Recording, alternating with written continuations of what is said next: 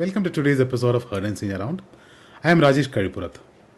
This is my take on macroeconomic and geoeconomic data points, which I find interesting. I hope you enjoy watching it as much as I enjoyed curating it. Cheers.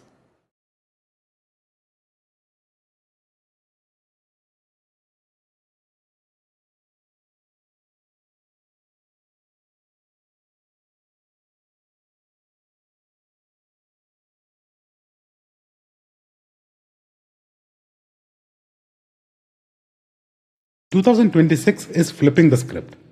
International stocks beating the US ones, small caps outpacing giants, value trumping growth, and the Magnificent Seven suddenly not so magnificent. This isn't a random thing, it's a rotation. After years of crowding into the same trades, capital is finally asking, what else is cheap? And the answer isn't mega cap tech anymore. Higher rates, tighter liquidity, and stretched valuations are forcing a reset. The market's just rediscovering diversification the hard way. Because in markets, leadership doesn't retire, it just rotates. And when it does, it rarely sends a memo. Gold may be global, but production is not. A handful of mega mines dominate supply, and Nevada alone sits at the top of the pyramid. The Nevada gold mines complex leads globally, pumping out over 3 million ounces annually. Basically, the OPEC of gold mining. Right behind it, Uzbekistan's Murantau isn't just big, it's geologically outrageous, with some of the largest reserves on the planet. Here's a macro takeaway. Gold supply is concentrated, slow-moving, and politically exposed. You can't just print more gold when demand spikes, unlike fiat currency. UPI did not just grow, it exploded. From just 2 million transactions in 2016 to 20 billion plus, this isn't adoption, it's behavioral rewiring. And your instinct is spot on. Frictionless payments reduce the pain of paying. No cash leaving your hand, no card swipe moment, just a tap. That subtle shift, it quietly nudges higher spending. But here's the flip side. It's not just more spending, it's more visible spending. The informal economy shrinks, transactions get recorded, and velocity of money rises. That's gold for GDP tracking and tax collection.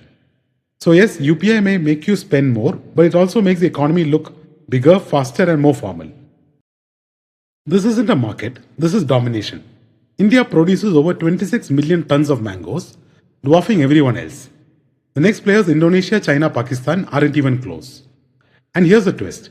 Despite producing the most, India doesn't control global pricing. Why? Exports are a tiny slice. Most of it is consumed domestically because, let's be honest, we are not exactly sharing Alfonsos easily. So globally, mango pricing power still sits with exporters like Mexico and Brazil, while India remains the ultimate volume giant, but local. It's a classic case of scale without leverage, huge production, limited global influence. This is classic banking setup. Valuations down, fundamentals not so much. Large private sector banks are sitting near 2x book, with clean balance sheets and ROEs still in the mid-teens. That's not distress, that's discount. Credit growth is the real trigger here. With nominal GDP picking up and loan demand recovering, growth above internal capital generation becomes ROE accretive. In simple terms, growth now adds value, not destroys it. Asset quality is still near cycle best. It may not get better, but it does not need to. Stability is enough. When valuations are already pricing in caution. That single barrel of oil, it's not just petrol, it's the entire economy in liquid form. Only 42% becomes gasoline. The rest quietly powers trucks, planes, plastics, roads, basically modern life. This is why oil shocks hit everything. You're not just paying more at the pump, you're paying more for logistics, packaging, flights, even shampoo bottles. Inflation doesn't knock, it seeps in. And here's the kicker. Even if EVs take over cars, over half of that barrel still has a job. Petrochemicals, aviation, heavy industry. They are not switching off anytime soon.